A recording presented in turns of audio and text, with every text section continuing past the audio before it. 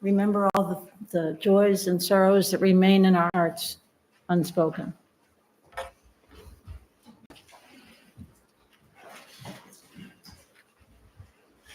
I think the recording has started.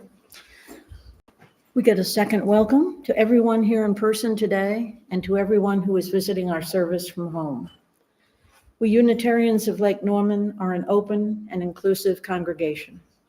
Our members walk diverse paths, very diverse paths, to find meaning and purpose, but we're united by our belief in the inherent worth and dignity of all, and by the responsibility to express our faith through acts of justice and compassion.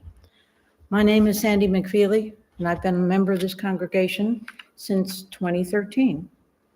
Our musician today is Mike Alec, ably joined by our own Eddie Gunn, and we are grateful to both of them for sharing their talents.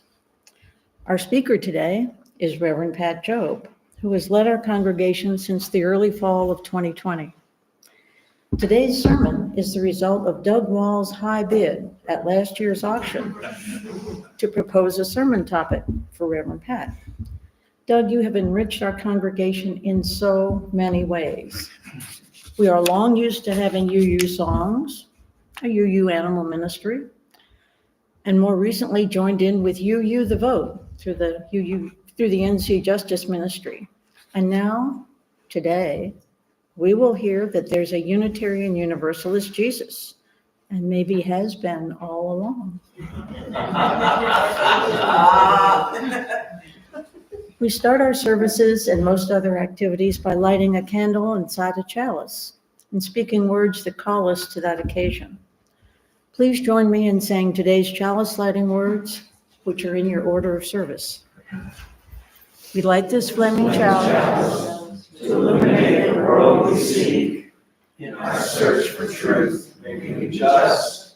In our search for justice, may we be loving. And in loving, may we find peace. And now, Pat will launch the service by saying giving us some opening words. Thank you, Sandy. Sandy, you almost stole the thunder, but I've got a little bit left. Before I give opening words, I want to talk about this. This was the rally that was held in Raleigh on Thursday, and UUs were well represented. Lots of yellow T-shirts. Lots of UU clergy were there. Lots of people who were UUs who aren't clergy were there. And what we were doing is we were protesting the fact that the North Carolina legislature has refused to pass funding that will bring all school systems, Mike, I'll even show you the poster, all school systems in the state of North Carolina into roughly equal funding. Those of you who know anything about public education know that in North Carolina we have poor counties, and those poor counties have lower paid teachers. They have fewer resources for supplies. They have worse buildings in which to conduct public education. So 30 years ago, a guy named Leandro sued the state of North Carolina to bring it into compliance with its own constitution. The state of North Carolina's constitution requires that each child have an equal education. Those are the words in the Constitution, but they've never been complied with for the 150 so years that there has been public education in North Carolina. Leandro won his suit, but the legislature still refused to pay the money. 2 years ago, the suit was won again by the poor counties, and Tim Moore and what's his name in the Senate? Say it again. No, it's not Bishop. Who's the? Phil Berger. They basically said the court may have ruled, but we don't have to spend the money. We will defy the court order. And on Thursday, the case was heard again by the state Supreme Court. While the state Supreme Court was hearing it, about 300 of us joined with members of the NCAE and North Carolina Jews for Justice and a number of other activist organizations. And we protested on the lawn of the state capitol. And we gathered these posters. If the legislature decides to fund these poorer schools at a more equal basis, the town of Mooresville City System will receive $15 million. The total bill is $700 million. And the legislators are objecting by saying it's too much money.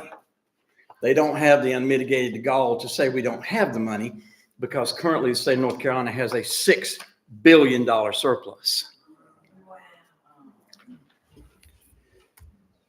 Okay, our opening words today are from the Reverend Jonalou Johnstone, who is a Unitarian Universalist minister in Manhattan, Kansas. And I have read these opening words to some friends, and they're rather lengthy. And at one point in the reading, I'm quoting Reverend Johnstone saying, "When I came out as a lesbian." And my friends listening to this reading have said, "I didn't realize you were a lesbian." So please understand that this is a quote from Reverend Johnstone. It took years of participating in and even leading UU congregations for me to rediscover the value of Jesus in my spiritual life. When I first came to Unitarian Universalism, I felt relief that I didn't have to know what I believed about God or prayer or Christianity. In time, God or Goddess came to life again for me through paganism, which was introduced to me by a sister UU. The same dear friend brought me to interweave UUs for LGBTQ concerns, which provided support to me in coming out as a lesbian, as a gift from Goddess. As I grew into ministry as a profession, I was driven more and more to reckon with the Christian tradition. I needed to figure out my relationship with Christianity, I told my spiritual advisor. And the Episcopal Buddhist bishop said, "No, you need to figure out your relationship with Christ." Reclaiming Jesus, reconnecting me with other Christians, particularly Unitarian Universalists, and those working for the rights of LGBTQ people. The misuse of scripture against queer people and against women troubled me. But I realized that only by owning these stories fully for myself could I honestly confront the oppression that worked against me and others who needed what church had to offer. Jesus provides inspiration, example, and strategy for the work I am called to do in the world. That's why I call myself Christian today.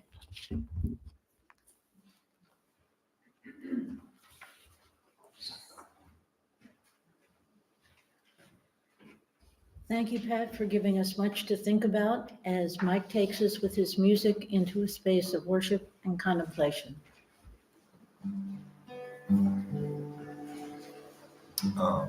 Over the weekend, a certain male politician running for president brutally threw a group of people under the bus. It's a song Paul McCartney wrote called Blackbird, about Black people speaking out for their freedom. Please use the microphone. Please use the microphone.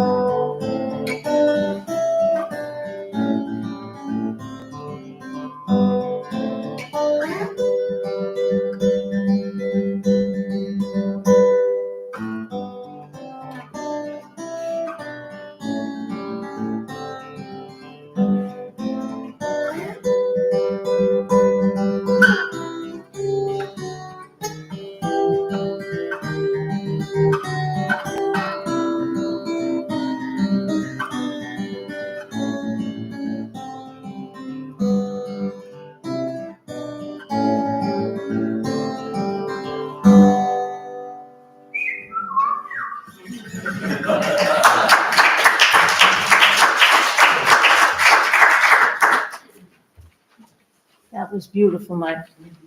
And now, Doug Wall, and everybody, listen up for a pivotal moment in the evolution of UU theology.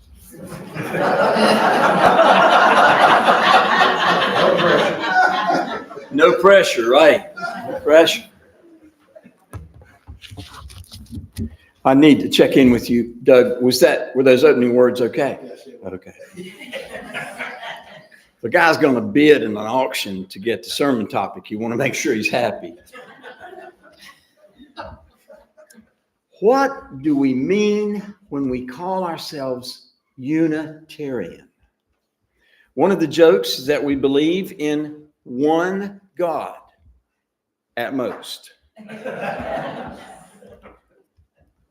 Unitarianism came to be in the late 18th and early 19th centuries as a response to a kind of church life that seemed focused on the afterlife, spiritual purity, the forgiveness of sin, and maybe most controversially, the divinity of Jesus. Many Christians are taught to believe that Jesus was fully God and fully human, although he was incapable of making a mistake. It always has confused me. It's created all kinds of problems for Christians over the centuries. What do those terms even mean? If he was fully God, why didn't he just usher in a utopia and send the Romans back to Rome?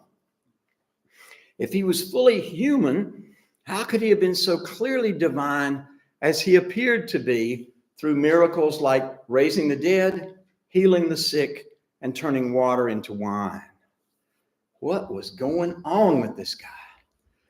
William Ellery Channing told us that Jesus did not have to be divine to advocate for a moral, generous way of living any more than Pythagoras needed to be divine to invent geometry. Channing was an early Unitarian voice, and for many of us, that settled the question. Jesus did not need to be divine.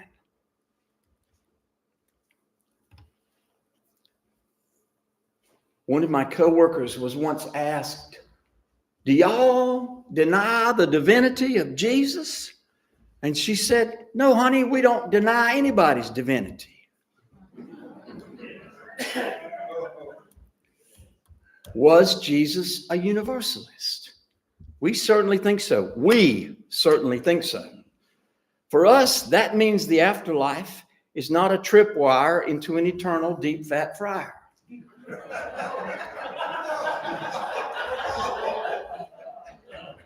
Instead, if there is an afterlife, it is freely available to all in peace, harmony, really good golf courses, Jim, and nice restaurants. Now let's check some boxes. Jesus' first sermon would have gotten him killed had he not disappeared from those who heard the sermon and got mad enough to kill him. He preached freedom for the captives, binding up the wounded, care for widows and orphans, and this is the one that really riled up the rabble. He preached the acceptable year of the Lord, also known as Jubilee. That really got him. Jubilee has been on the pages of the books for several centuries, but had not ever been practiced. Not once, not ever, no. Jubilee is the year that every piece of property reverts to its original owner and all debts are forgiven. You can imagine that when Jesus started talking about that, there were bankers and real estate developers in the crowd, and they took a quick notion to throw him off a cliff. Apparently, there was a cliff near where he had made this talk, and they started pushing him in that direction. He disappeared and walked out of the crowd unseen. Harry Potter, eat your heart out. Now, there's a UU box we can check. He thought the local economy should operate to the benefit of poor people and therefore all people. That made people mad enough to kill him. Well, what about feminism? Feminist Christian theologians like to point out that he brought a man back from the dead who was the only means of support for a widow. At that time, if a widow didn't have a son who could get a job, she was destitute. She had to either turn to prostitution or begging in the street. There were no female truck drivers back then. He had been close to women. He had close women friends. He empowered women to talk about his ministry. And he was greeted by women after he transcended death. The list just goes on and on. He was a real woman's man. Check that box. Was he a peace-loving brother? His friend Peter drew his sword and cut the ear off one of the Romans who arrested him in the Garden of Gethsemane. Jesus healed the man's ear and then said, "Those who live by the sword will die by the sword." Yes, he was a peace-loving brother. One of the Beatitudes that he preached is, "Blessed are those who make peace." Now, many of you know I have a bumper sticker on my car that reads, "Who would Jesus bomb?" That's a big deal. The Jesus we find in reading the Christian Gospels would never operate a drone, drive a tank, bomb a village, or send infantry into the rice paddies of Vietnam. Here is where our many Christian brothers argue that following the Jesus we find in the books is simply impractical. Yes, Jesus was a wonderful lover to all, but if people pick up guns and start shooting at us, we have every right to shoot back. As impractical as it may appear, Quakers, Moravians, Amish, and Jehovah's Witnesses raised their children not to fight in wars. We are a little different. As Unitarian Universalists, we tell our young people, don't participate in the draft if you're morally opposed to it. But if you do join up, we're going to support you. It's one of the reasons that the military loves to have UU ministers as military chaplains, because we can perform services in any religion. And you may also recall that Obama's grandfather was a Unitarian, and when his grandmother asked why, he said it's 5 religions for the price of 1.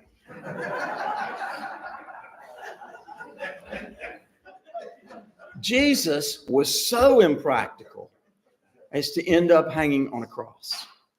Some skeptics have argued that because he was so divine, he knew he would resurrect from death on the cross.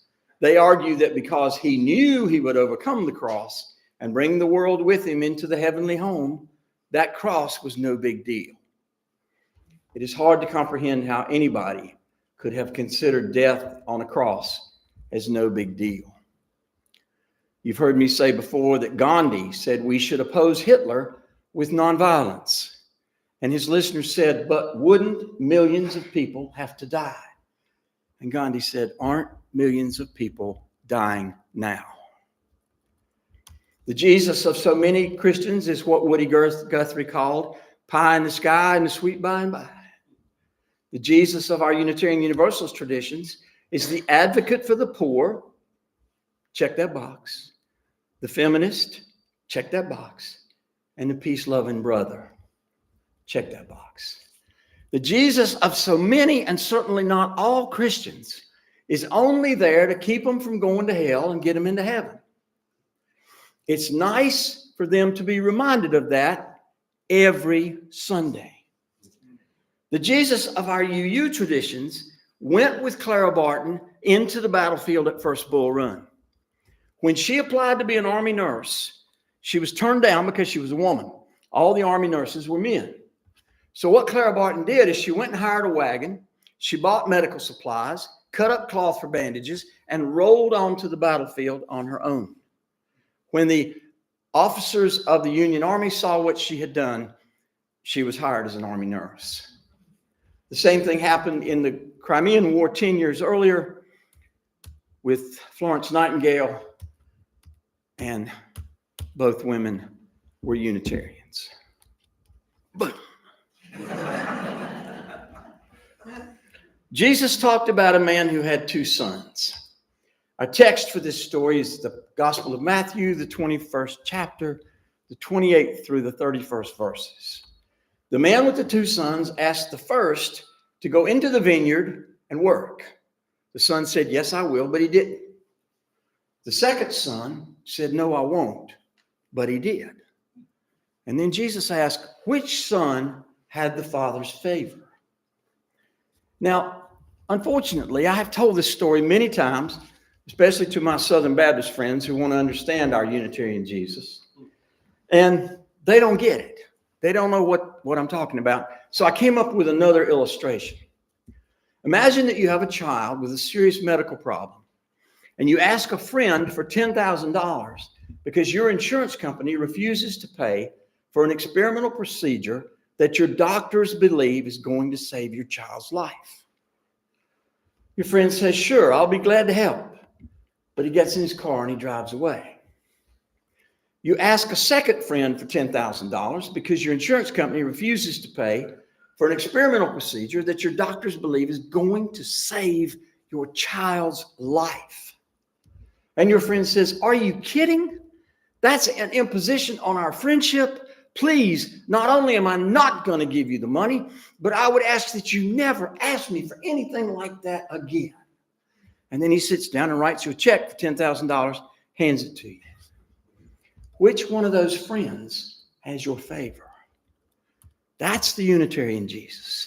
That's the one who acts rather than talking about what he or she believes. This is one of the defining differences between Unitarian Universalists and some Christians, not all, but some Christians, who use the Jesus stories to only give them hope for heaven and nothing else. Some Christians say that they want to follow Jesus and his acts of service to the poor, feminism, peace. But what they do is sit in pews and hope that's enough to get them into heaven. I realize this is very judgmental and critical, but the point is that we have such radical examples of how Jesus is ignored as an inspiration for action. But he is often pointed to holding the keys to heaven. Which Jesus has our favor? Which Jesus is the more Unitarian Universalist? There is an apocryphal story about a homeless man trying to walk into a main street, high-steepled church. He stopped at the door. He was stopped at the door and told to come back when he'd had a bath and could find some decent clothes. As he walks away, Jesus begins walking along beside him, and he throws his arm around the shoulders of the homeless man and says, "Don't worry, they won't let me in that church either." I know I've been very hard on the church folks this afternoon. And I'm a little bit mad at them for not finding the Unitarian Jesus. And I sincerely apologize to anybody here who I may have offended this afternoon.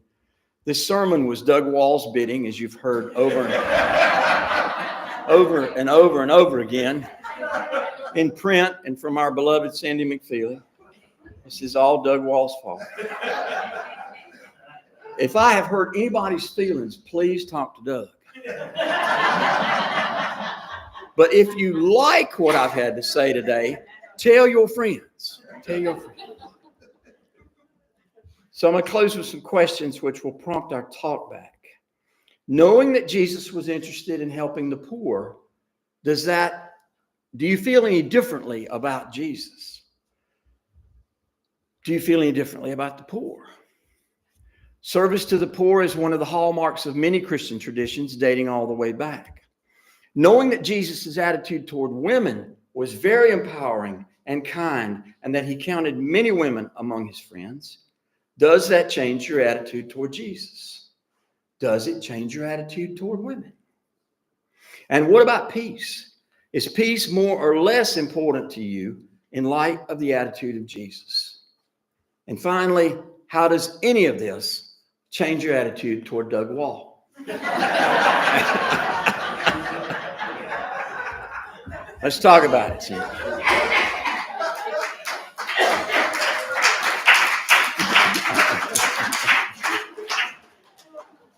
we are broadcasting, right? Okay, we're broadcasting. So if you want to talk back, please come up to the microphone so the folks. Tim, you will warn me, won't you? Police cars up. Yeah. Oh, there's a police car over there. We know why there's a police car.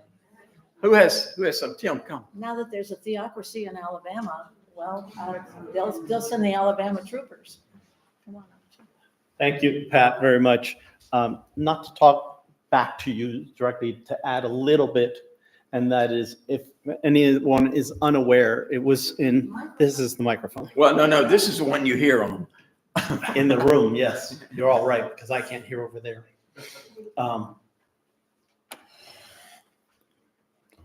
380 is when the Catholic Church decided on the Trinity. Before that, there were many portions of Christianity that believed only in one God, not Jesus as God. It happened in Rome. The Roman leaders, Constantine, demanded that they consolidate the concepts of God and Jesus and the Holy Spirit, and they created the Trinity. It's created. It's not what Jesus taught.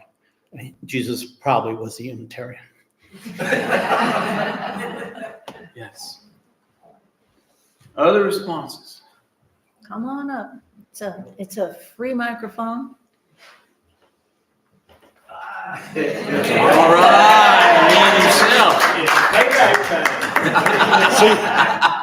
Dig himself deeper. He wrote it. I just bid on it. No, what I find, I was raised Southern Baptist, and I was sitting there, and every Sunday, I watched people go down to get rededicated. And I told my father, I said, they must be terrible all week to do that Right. every week, you know. And I said, you know, no one, you use walk the talk. Yes. You know, in a lot of the Christian churches I see, they talk a lot, but they don't do anything, you know. And I was talking to a gentleman, he was saying, why you meet the buses and so forth? I said, because Jesus would have been at the borders greeting these people coming across to give them a home. And we're trying to turn them away, not listen. These are just good people looking for a break, you know. So I appreciate it. And I got another topic for next year. The auction's June 1st. Auction June 1st.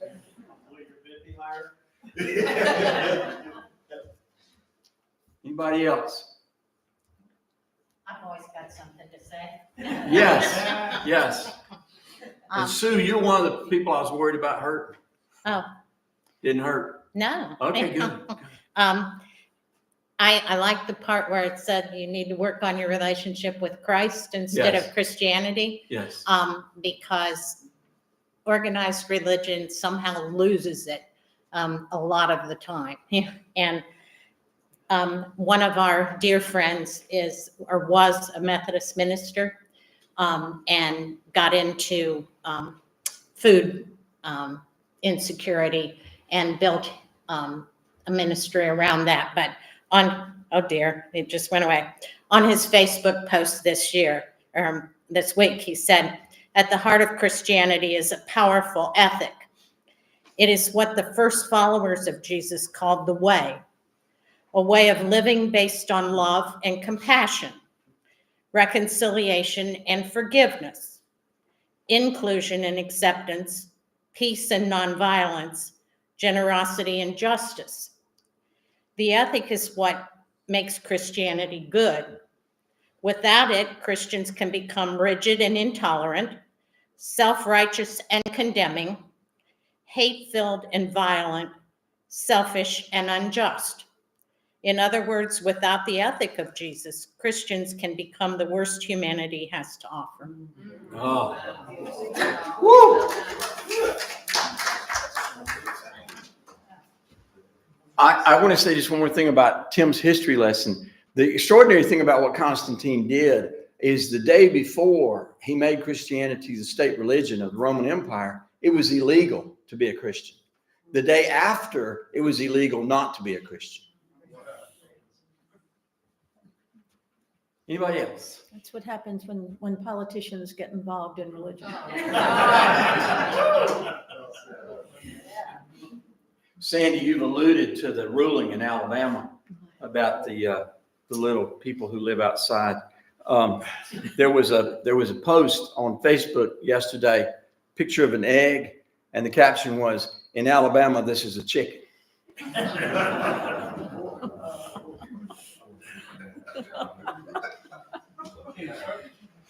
Definitely a theological, evolutionary, pivotal moment. I think, unless there's more reflection from people who want to speak it, we have some musical reflection. Good luck with that.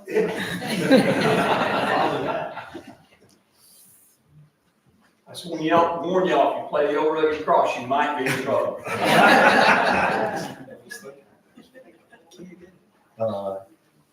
This one.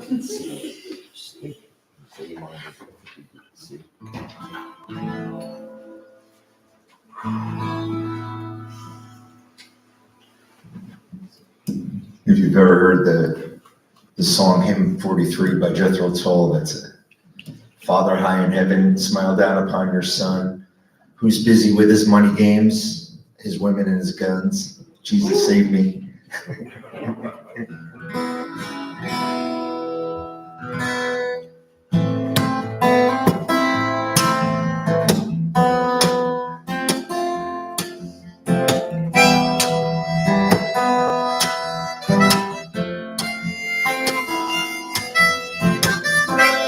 Lonely night is gone.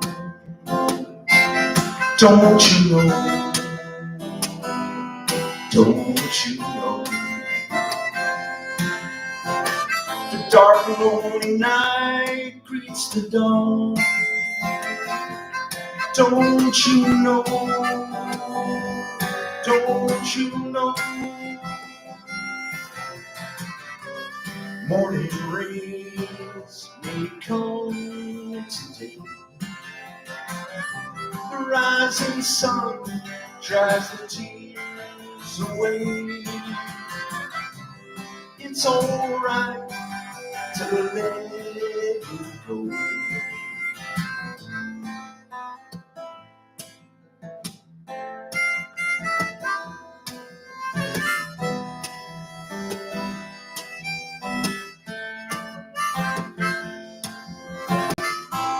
Crashing waves are in retreat. Watch them roll. Watch them roll. Like an army in defeat. Watch them roll. Watch them roll. The seabird spreads his wings for free. The waking hour is ours to see. It's alright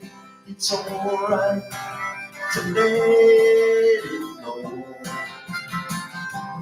It's alright, don't you know? It's alright.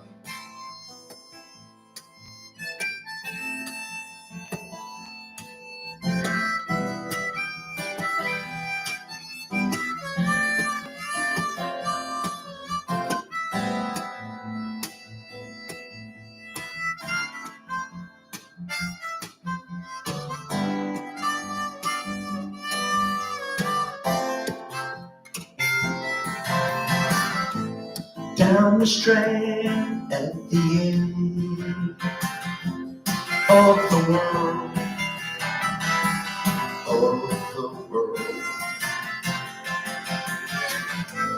Down the strand, take my hand. We can take the world.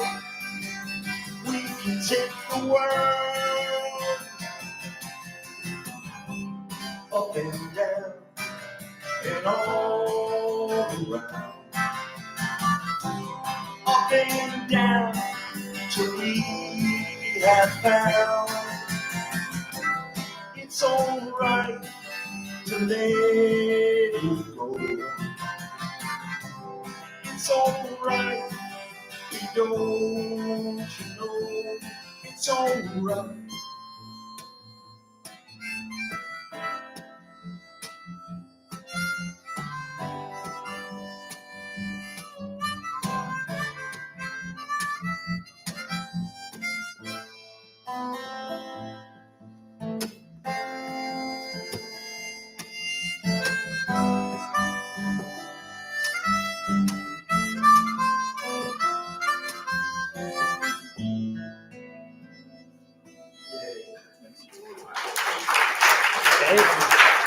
Maybe just learn that.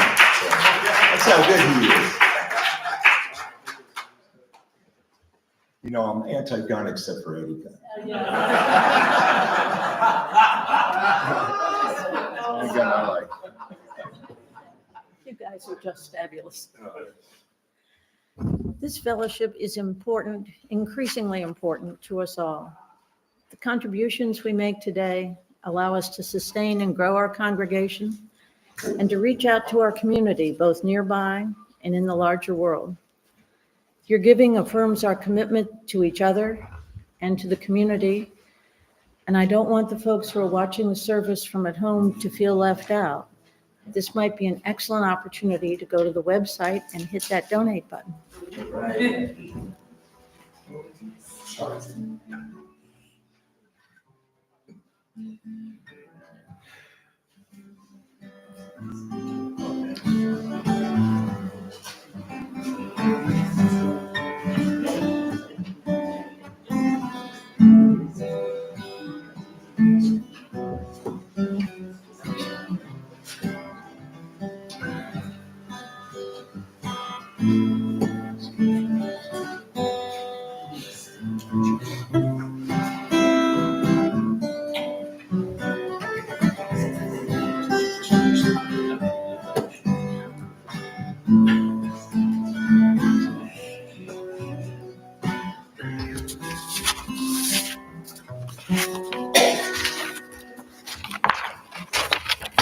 With grateful hearts, we receive these gifts.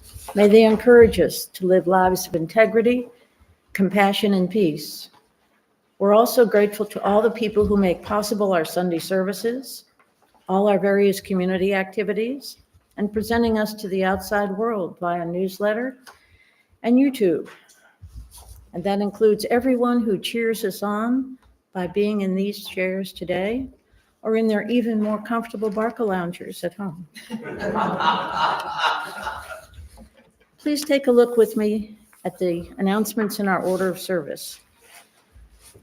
The one of most immediate importance is social suppers. An informal group, ever-changing, goes out to supper after many of our services at a local eatery. We're going to Fusion Bowl today in Cornelius. Fusion Bowl in Cornelius, a good choice. Please let me know if you're going so I can. And the same person who engineers social suppers engineers movie Tuesdays.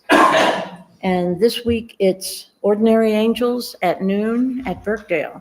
You'll love it. And after the movie, of course, they walk across the street carefully to Bricks and have a little something to eat so that they can learnedly discuss the movie. Our next fence build is not until March 16th, so you've got time to recover from the last one. And March 14th, 2 days sooner, is our next opportunity to go to FeedNC and peel and slice and dice and serve all the people who are there, who are all lovely people. Okay. It's not an accident also that the movie Tuesdays are scheduled for Tuesdays, which is the theater's regular discount day.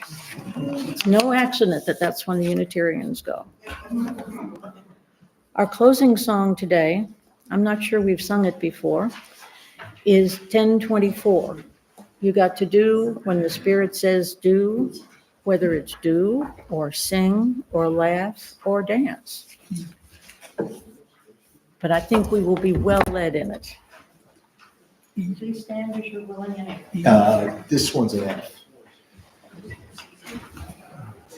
Last time I checked.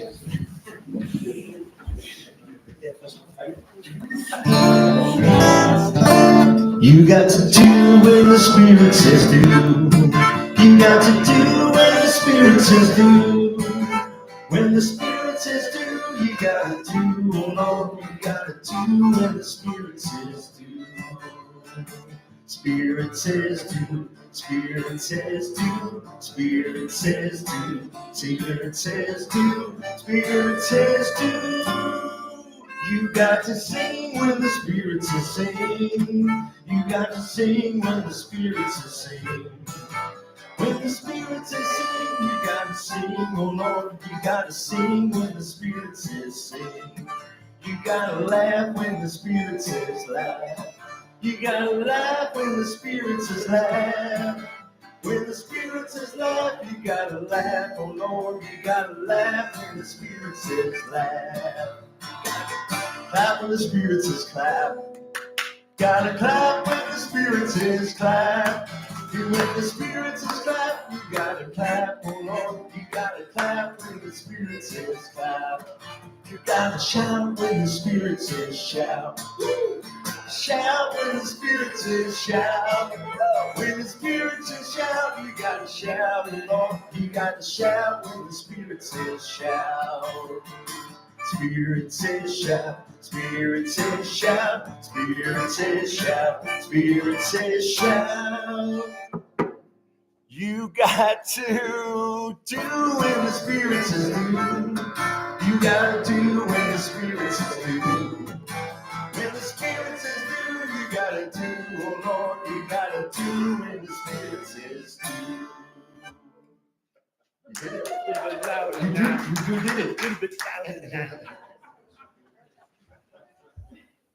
We don't do that one again one of these days. When the Spirit says do. The tambourines and percussion on them. Yeah. We most reluctantly approach the closing words of this service. I'm going to read the closing words, and I'm going to read them very carefully because Wendell Berry, being the genius that he is, he sums up what took me 12 minutes to say in about 30 seconds.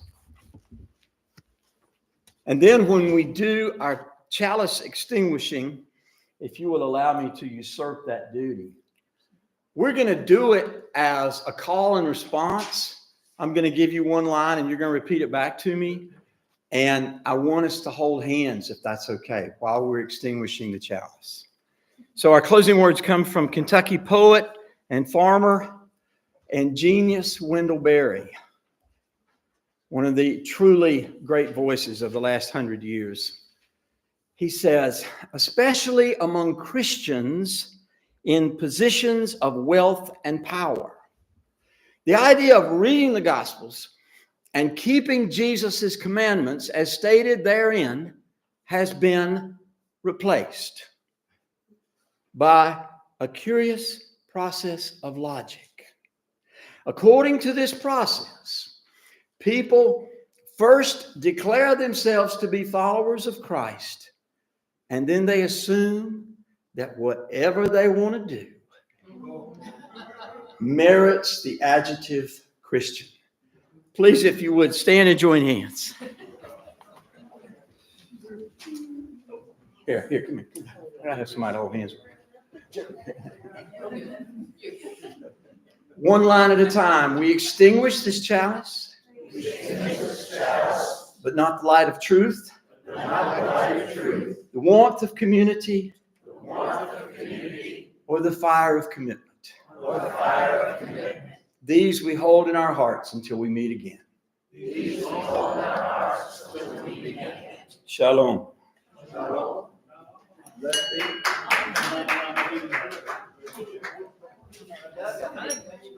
like that? Good. Yeah. Susan Cameron's idea. She texted me this week. Yeah.